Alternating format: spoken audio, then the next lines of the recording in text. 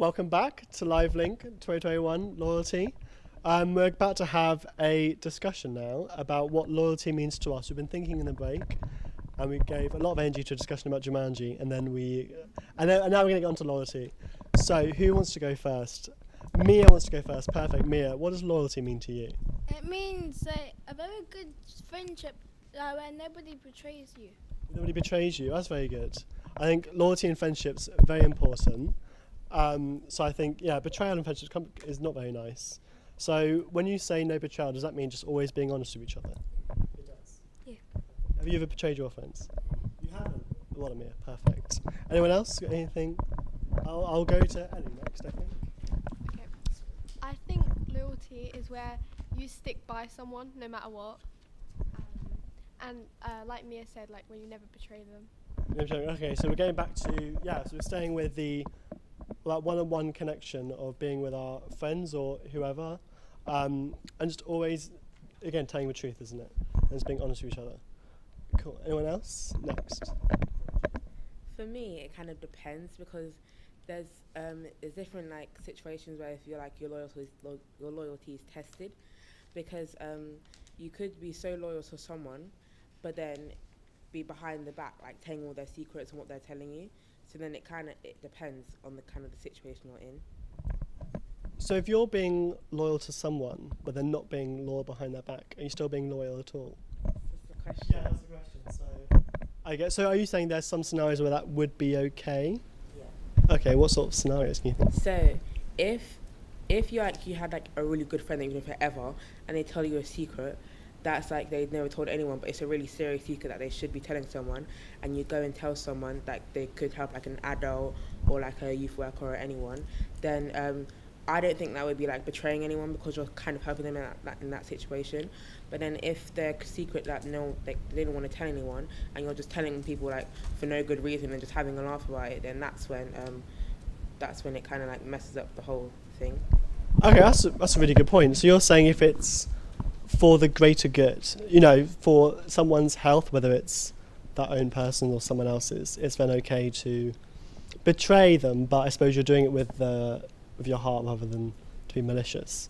That's excellent. Owen?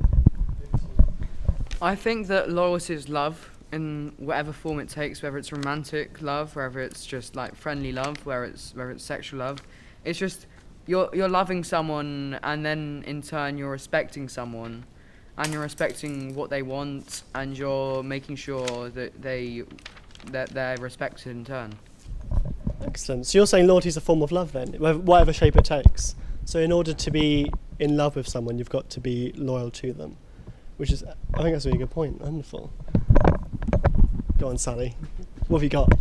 Oh, everyone was talking about loyalty to people, specific people in their life. So I was just thinking how you also use loyalty in another sense about where your loyalties lie. So about your allegiances or your obligations. So whether being loyal and sticking to your commitments and your obligations. So where your loyalties lie is a different way of using it. Although I guess you could use that in a person context too. Yeah. So if I have said that I'll do something, I need to be loyal to that person I made that promise with, or organisation. Sometimes loyal to yourself. That's very true. Well, if we're talking about loyalty being truth, then you also need to be loyal to yourself, your obligations, the things you've committed to. Yeah, because there was that film Be Yourself with those masks. And that was about being loyal to yourself.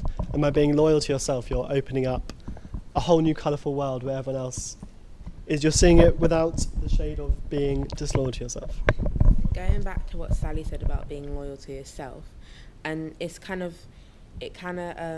presents itself in the way if you're being truthful as well. So if you're doing something with someone else and you know what they're doing is wrong, but then you want to keep doing it, are you being truthful to yourself? Because if you made a promise to yourself saying you'll never do that, but then you end up doing it anyway, are you still being truthful to yourself? Okay, so I guess you're then caught between being truthful to yourself and loyal to yourself, and loyal to your friends then, because if they're doing that and you don't think it's right, I guess you have to make a hard decision. But then that comes back to your point as well before, of you have to think about the greater good, about everyone's health, whether that's healthy. especially if the action is going to be illegal or something like that. You want it to be truthful to, not say the law, but to yourself, by not putting yourself in that state of trouble. Dylan, do you have anything to say? Loyalty is more of a concept where you try not to put your self needs in front of everyone else.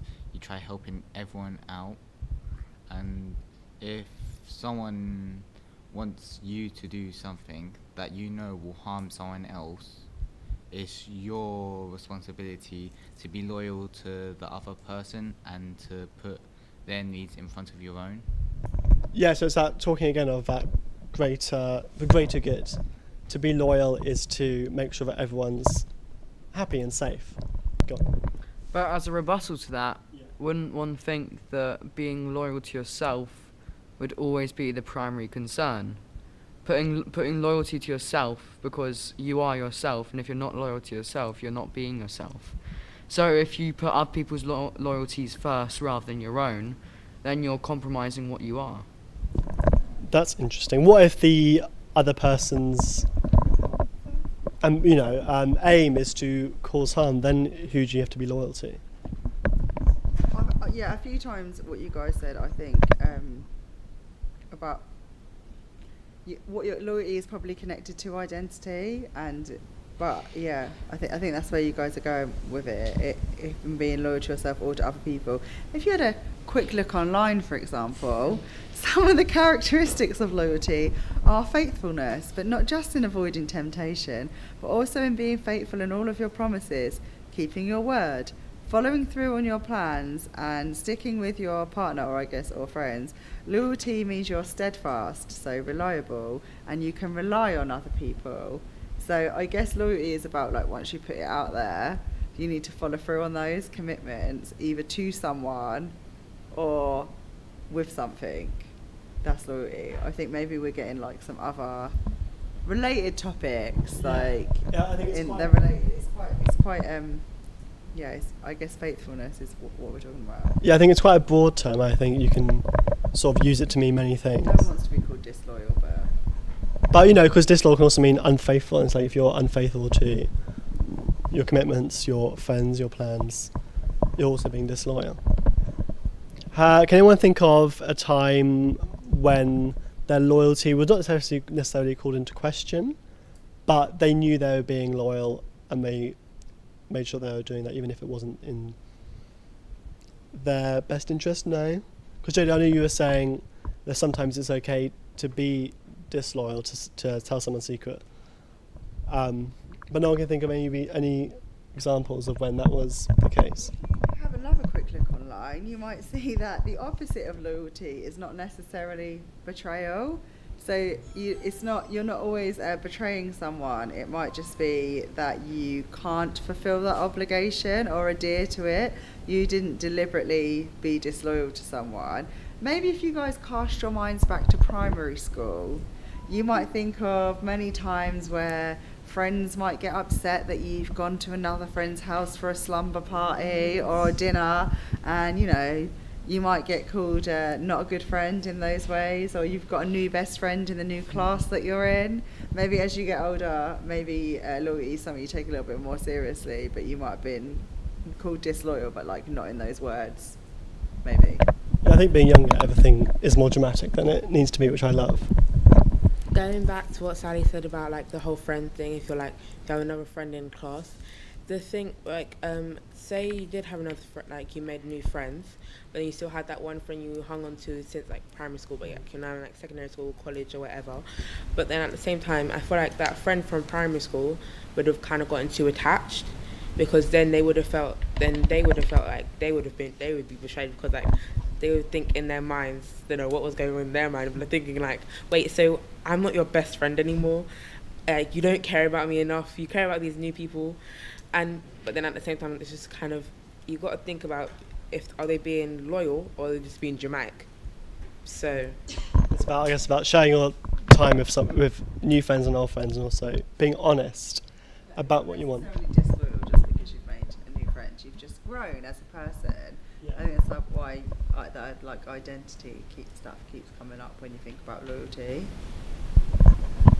Excellent. Any more comments from anyone? Wonderful. Excellent discussion, guys. Let's get on to our last film, which is Pub Kid by Liam Young, and then he'll be here with us afterwards. So a quick Q&A. On to Pub Kids.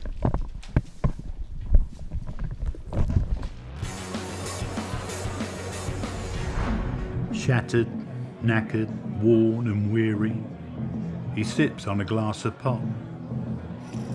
His mother gets balmy and Larry, while his dad keeps on spending more dosh. 'Cause he's a pint-sized little pub kid. Size 4 shoes, they stick to the floor. Mum hands him a couple of quid. Dad's called up another 2 more. He wants to go, so he tugs on Mum's trousers, wanting to break through those doors. Been trapped in this pub for 5 hours, but his parents keep ordering more. Would rather go home and do homework, or head out and play with his mates. But his parents, they dodge, shirk and sidestep. Being here is probably his fate. Is this where I'm meant to be? He thinks, his expectation lowering. White tiled walls always following me, as more drinks keep on flowing and flowing. He'd rather be a latchkey kid who puts the tea on and watches television, 'cause anywhere's better than here. Anywhere without parental supervision. But no, he's just a pub kid, and no one here bats an eyelid. Now, we're not here to knock the pub way. That's not this story's intent. But no kid should be here all day, feeling stressed, anxious and tense. Because let's face it, he wants to transcend, hit the road and then never come back. This manner of living will soon need to end. Pub kid needs to get back on track. Nah, our lad, he ain't leaving this place. Stay seated and just shut your mouth. Tries his hardest to wear a brave face, while inside he wants to shout out. I know how this story goes, the way this life takes its toll. You got to get out while you can, before it swallows you whole. So I hope one day Pub Kid leaves, lives the life that he can't yet see, gets a best mate that isn't the landlord, and a pint full of GCSEs. But no, instead, he's just a pub kid, and no one here even bats an eyelid.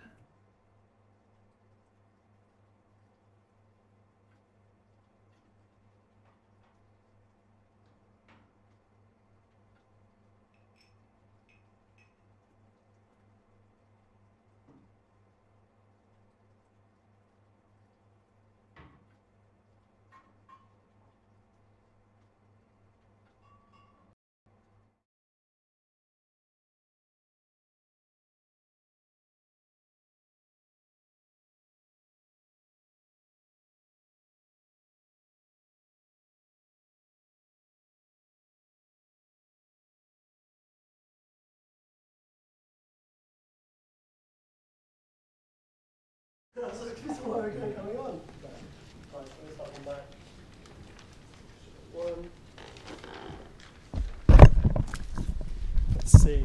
Liam, are you there? Have you got a video for us? Hey! Hiya, how are you? I'm good, thanks. How are you guys? Good, thank you, we're good. Wonderful. I thought I love that film. I've seen it so many times, not only in selecting it, but also otherwise. That was commissioned by the BBC, wasn't it? Yeah. How did you swing that? What was the process for getting that done? It was surprisingly easy, actually. It was part of a new creative kind of scheme, and you just sent them your idea, and there's different like publishing houses around the country. So I think there's about 10 around the UK. Yeah. Each of which has about 10,000 entrants, so 100,000 in total, and then 10 from each one gets selected. So Oh, wow. films get made out of 100,000, and I was one of them. And you just send your idea off, what you want it to feel like, bit of a script, and that was it really. They went and met the guys, and yeah, just let me pretty much do my thing and give me the money to go and make it, and that was it. It was on BBC 4 in February. Oh, wow. We actually shot this a year ago, 2 days ago, kind of thing. So it's been over 12 months now. Oh, wow. How incredibly lucky to get out of 100,000. I mean, it's a really good idea, so I'm not surprised it was picked. So when you say you filmed it a year ago, was that during lockdown? I can't remember now. What month is it now? Yeah, it was. Yeah. So we were meant to shoot this April of 2020. Yeah. And then that obviously got pushed back because COVID was like at its height. Yeah. And then shot it in the August over a weekend in my local pub. I'm from near Birmingham, if any of you guys know where that is. A place called Dudley. So yeah, shot it in that pub there. It was really good. Yeah. But prior to that, it was almost 12 months before that actual shoot day. I sent the idea. To the BBC back in November 2019. So Oh, wow. as of November this year, it would be almost 2 years. Sorry, since I sent the idea. So yeah. I mean, it's quite a quick turnaround to go from 12 months to be selected and then to film it in a whole weekend. That must have been quite a mad weekend to film that entire film in a weekend. Was it? Yeah, probably over the 48 hours, probably got 4 hours sleep maybe. But the adrenaline was going through me, so I didn't need the sleep. Kind of thing. Just having a good producer, a good assistant director. Be able to like schedule the day and the way that kind of you move the camera from scene to scene, I guess. So you shoot all the outside stuff first, then the inside. So you don't shoot it in order of the actual film at all. Okay, so when you were coming up with this, did you come up with the idea first and you had it waiting to be made, or did you see the opportunity and then you were like, I've got an idea for this? I'm going to think of one. Yeah, I had the idea for a couple of years, and then it was only until I saw an article online about a pub, I think it was Wetherspoons, that banned parents from getting drunk with their kids. Like, you couldn't even have one drink if you had kids in the pub with you. I just thought about my childhood and people that I grew up with, and they were in the pub straight after school. They'd go to the pub straight after school to meet the parents who were obsessed with drinking, and it's sad. It's a sad reality that some kids are brought up in that kind of environment. Yeah. And I just wanted to shed some light on it, because I've never seen anybody make a film about anything like that or speak about it. Yeah, no, I don't think I've ever heard of a film about that subject, but I sort of knew of it as a thing that people did. So you came up with the idea, and then how did you decide to write it in that way, with that sort of poetic dialogue? What made you? Did you decide to do it first, or was it more you wrote dialogue normally, didn't like it, and then you did something poetic for fun? No, it was, just straight from the get-go, it was writing the poem and then building everything around that poem. It wasn't me coming up with a film idea, really. I wanted to just write, and I have a job, a 9-to-5 job, where I write and direct like sketches every day for some social media company. So I'm always writing every day, and then one night I was just like, I'm going to write a poem. Like, I've never tried poetry, like it was never for me, and I thought I'd write one, and just came up with this, and I was like, oh, this is awesome. Like, maybe I showed it to a couple of people, and they're like, mate, that's actually really, really strong. Like, you should do a film around that poem. I was like, it would only work as like a micro short film. Like, this couldn't be, something that you're going to see in the cinema or a series on TV. It would only work as a little short. And I just, it's something that I hadn't done with short films that I'd previously made, like that structure of having a poem carrying the film, if that makes sense. I think it's really interesting. The guy who delivers the poem's meant to be a bit of a fly on the wall, I guess you could say, and maybe looking back in his past, maybe not. That's what I was thinking. I was thinking maybe he was the pub kid growing up watching this new pub kid go through the same thing he did and talking about it. It's all interpretation. Yep. Can you share with us your budget for the film? I mean, because obviously, how big was your crew? That's another question. Yeah. So, I mean, what do you guys think the budget was for something like that? Oh, what do you think? 2,000? I'd say about 50,000. 50,000. I wish it was that much. So between 2,000 and 50,000 is our guess, which is encompassing all films. 500. 3,500 is the more specific guess. Pretty close. Is that close? So Jada was Pretty closest. close. Oh wow! Yeah. 5,000 it cost to make. Oh wow! I mean for 5,000, I did filmmaking before. 2 to 5, Dylan was closest. 50,000, no offense, but you're way out. I'd have loved 50,000. Yeah, it did look. It did look very professional, which is why I think they're thrown off. How many people did you take? That was down to the crew, really. The way it looks, so cinematic, I suppose. The director of photography / cameraman. He'd done a lot of stuff for the BBC before. He'd done a lot of stuff for Nike, and the way that he shot his stuff looked really cool and kind of working class and gritty feel. If anyone's like, watch This Is England or anything like that, I wanted it to look like that. So I chose him, spent a lot of money on him just as a crew member. And then half of the crew actually were friends that I went to university with, and they were like my producer, my assistant director, my art director, who he does like graffiti on the walls in the bathroom and stuff like that to make it look authentic. And then one runner, a photographer, a sound guy, and that was a camera assistant and a lighting guy. So there was about 10 of us, so it wasn't a massive crew at all. It's like the bare essentials. Yeah, and then all the extras were actually my family and friends. So the guy smoking's my dad, the guy in the toilet's my uncle. The barman, the bar lady is like my mum's best mate and stuff like that. So with all my films that I make, I always try and get my family involved. Yeah, so it was a good couple of days. Yeah, it must be quite fun. It must be quite a good atmosphere. Did you have complete free reign of the pub then? Were you just left to go do what you needed to do it for 2 days? Literally, yeah. Luckily, I knew it was my local pub, so I knew the landlord, and I was expecting them to turn around and come back with like a big rate that we could have afforded, but it wasn't ideal. And I was just like, "Can I use it for the weekend?" He went, "Yep, do what you want." I was like, "Do you want any money?" And he was like, "No, like do what you like." On the Monday from like 12 till 2, you'll have locals. That's the only time we're open. But that's it. Like you can have full reign. So we went mad and annoyed the hell out of the landlord. So that's really lucky. I imagine for the VAT party afterwards, you sort of stayed where you were and just opened the bar up.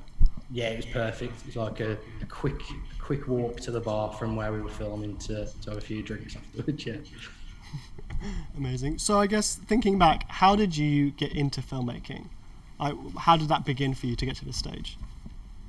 It started with me just making silly videos on YouTube with my mates, just us on like our bikes, just trying to be like jackass, I suppose, just on our mobile phones, just doing daft stuff. And then it kind of went a bit further, and it was like, oh, I'll film this bit in a certain way, and we can do like a sketch halfway through us going mad on our bikes and add titles and stuff like that to fully make a story, I guess. And then just kept going, and then I'd film stuff by myself that wasn't with my friends and try vlogging, I guess you could say.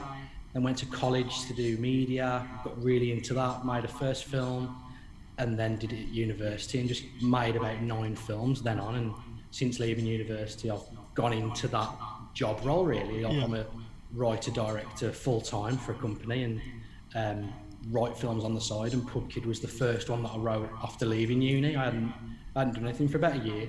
And then wrote that and started making films after that year then. So well, that's brilliant. So you're saying this is the first proper film you made post uni. I guess I was going to ask, how does it compare to your uni films? Because were they a very different vibe, or was this is there a theme going through them all? There's a theme going through all of them. But in terms of how it looks, obviously this looks a lot different to my other films. It looks a lot more cinematic and professional, because at university we were just like crewing our mates, I suppose. But the previous film that I'd made to Pub Kid, which was a really good film, I shouldn't put it down too much. It was like a mockumentary, like a comedy about a car boot sale. And it was meant to be like how The Office is filmed, like all handheld. But again, it was kind of like that working class environment, like very normal British people, I suppose. And that's the theme that I like to run with. Oh, nice. So, I guess, let me think. Has anyone else got any questions from the audience? Everyone just really liked it. Owen, go on. After the film came out, did the landlord give you free drinks? I wish, mate. No, we gave him £200 and a big bottle of whiskey for the thank you. Like he'd done enough just letting us have the location for free. But there is a pub quiz there every Sunday, and after COVID, we'd go down every Sunday still, and a lot of people would be like, "Oh, you're the guy who did the film," and that was really cool. But no free drinks, unfortunately. That's a shame. Well, hang on, Sally's got a question. Let me run round. So the film is not set on like your childhood per se. Like you wasn't the pub kid, but your friends were. Like I have lots of friends who grew up like that too. Would go and get like £2, so we'd go to the Chippy because their dad was in the pub and stuff. Chippy was next door. How did they fit? Did they have an opinion about seeing their childhood like play out on screen? Like did they feel that it maybe painted their parents like in a negative light, or I guess added to that, did it make them see their childhood differently to maybe how they did at the time?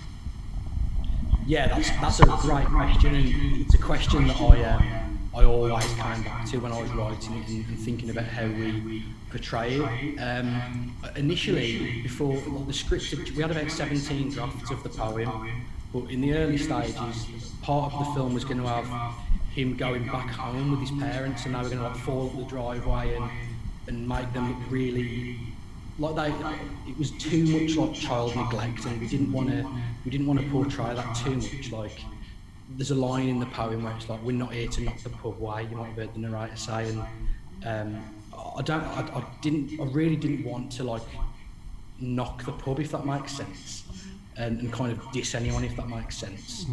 But it was trying to find that balance of just raising awareness, I guess you could say, and it was kind of an amalgamation of all my friends' childhoods, and it wasn't focusing on one specific person. It was kind of what I experienced as a fly on the wall, because I'd go to the pub as a kid, but like only on the weekends, and I'd see my friends' parents drunk, and it's always awkward when the old man comes and sits next to you and goes, "Oh, I remember when I was your age," and all that stuff. But then I'd go home, and then they'd still be there with their fruit shoot and the pack of crisps, just sitting there alone around all the other drunk people. And it's no place for a kid to grow up in, I don't think. But it's also like I've had a lot of fun memories, like running around in the car park with kids and playing football. So it was more about that awkwardness of pub kid and wanting to escape and break free. You hear that a lot in the poem, and he's looking over the wall as if he's stuck in a prison almost. So I don't know if that's answered your question properly, but no, yeah, it has. Because I guess I wondered if they like spoke about how it made them feel in retrospect. Because I think like when you're an adult yourself, you can sometimes see things about childhood differently. I know I spoke with my friends about things, and we're like, oh, like no one ever. That's actually a bit weird that happened, isn't it? So like, yeah, I just wondered if they felt different seeing it like play out on screen, or whether they thought it captured the mood. yeah, I think it was a bit of a 50-50 really, because a lot of the people that I grew up with, and obviously these aren't like best friends, I guess you could say. These are people that I've witnessed in the pub, and I suppose like my parents' friends who I'd grown up with, they were like, "Oh, that's really insightful. Actually, I've never thought of it that way." And hopefully they've second guessed themselves and thought about how they, I'm not trying to tell them how to raise their kids, but maybe it struck a nerve, I guess. But the other side of that, of kids who I saw at school in that environment, that they wouldn't be, I know this sounds really bad, but I don't know if they'd be educated enough to watch this kind of film, and they're probably in the pub drinking anyway. Do you know what I mean? Because they've had that upbringing, and they haven't escaped the pub, and that's the twist at the end of the film, really. Like, is that the narrator still in the pub and he's reflecting on his life, or is it just a guy in the pub who's had that similar experience and he's watching Pub Kid, and he says, "I hope one day Pub Kid leaves, gets the life that he truly deserves." There's not really an answer to that. At the end, it's open for interpretation, obviously. But I think that's it, really. Yeah. Jada, do you have a question? Would you say that Pub Kid got a lot more attention than you thought it would have? Yeah, it's obviously we're here tonight doing this, and I really appreciate you all selecting me and watching the film and having lots of questions about it. It's great, and it's been sent to a lot of other festivals, really. I think that is mainly because it's my favourite. Each film I make, it's always the favourite one, because you only get better and better with each film you make, I guess.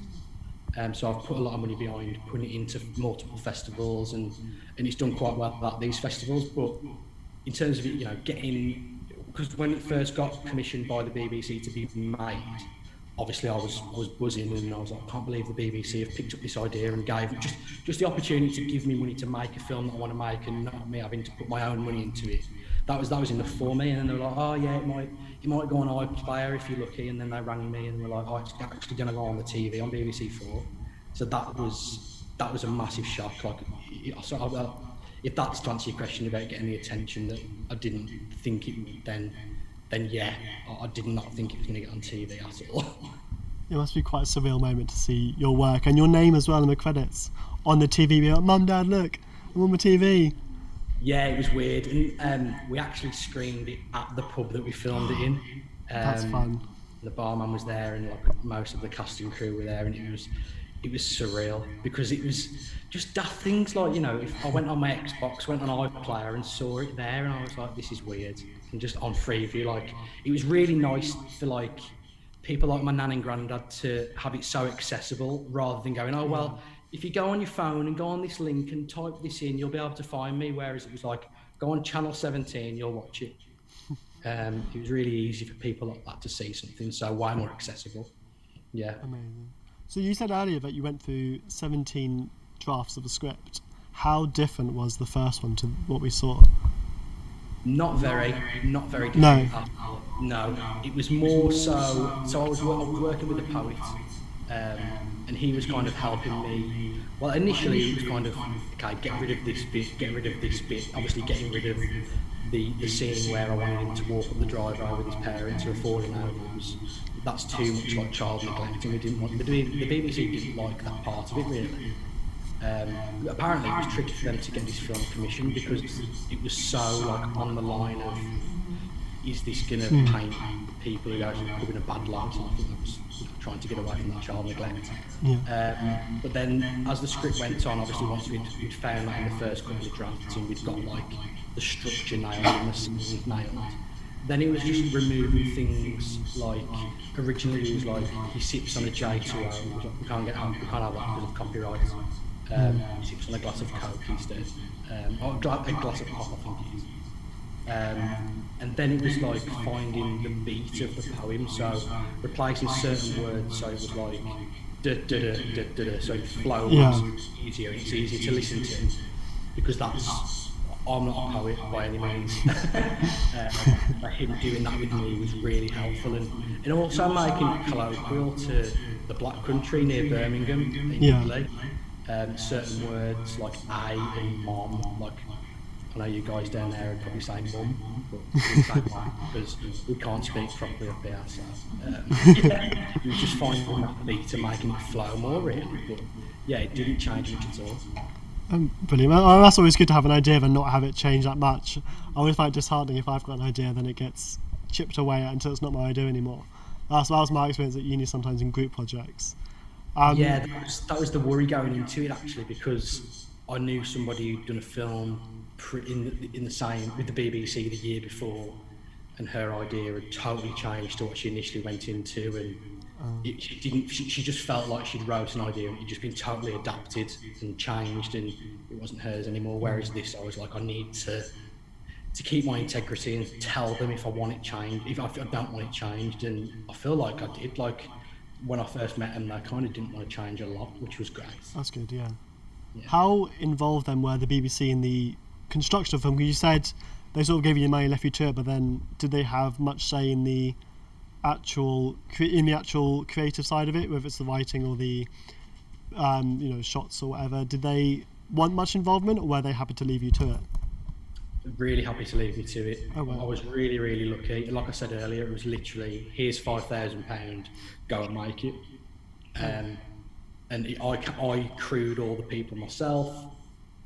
I then went to, so the BBC kind of have commissioning houses around the country, and the commissioning house that I was close to were a company called Rural Media in Hereford.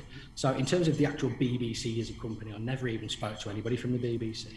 I was kind of using Rural Media as a middleman, and they'd help me get the funding, and they essentially executive produced it. So when it was coming, like for like a child actor, they'd know all the contracts to get and all the legalities around it, and you have to get in touch with like the local council to say there is a child on this film set. We will be breaking them every 2 hours for 15 minutes. It was really technical, but my producer, who's also my best friend, helped me with that, and I just basically said, you sort all the boring paperwork out with the executive producers. I'm going to think of the fun stuff and come up with the cool shots.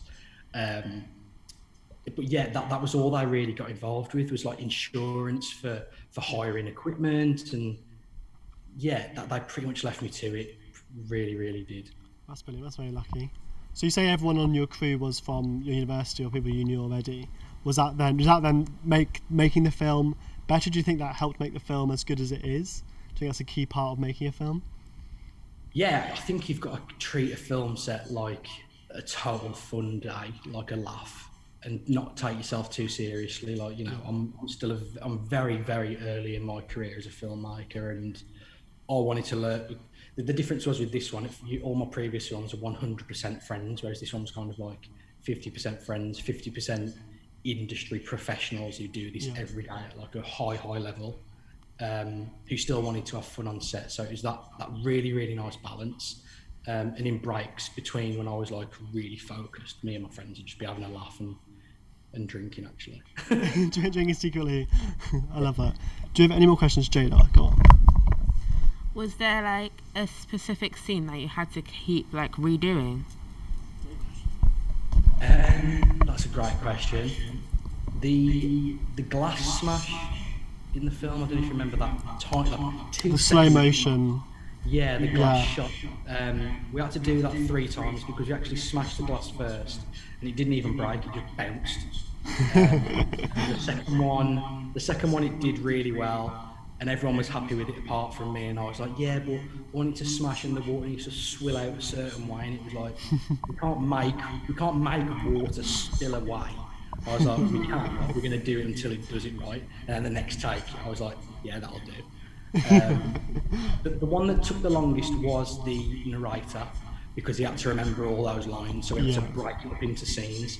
And funny enough, actually, the actor who played the narrator, really good friend of mine, I've used him before, he only knew about the film 2 days before we shot it, because the initial actor actually dropped out. And it was like a scramble to get somebody, and I was like, I know someone who's super reliable, he fits the bill, he looks old enough to play that character, and he's pretty rugged looking if he doesn't have a shape. So I just rang him up. I was like, "Look, mate, do you want to come and do this film? We'll pay you a really good rate because it's for the BBC, and you know, do me a favour because we know you're a nice guy."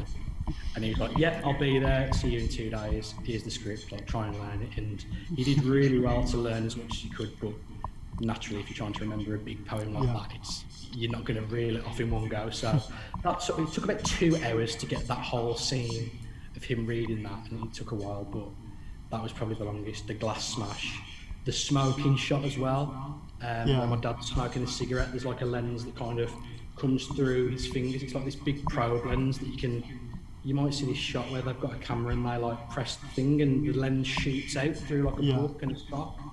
It doesn't actually do that, the lens doesn't. It's just a way to show that this lens is really cool, but obviously a lens that long and really thin like a probe, you can push it into things.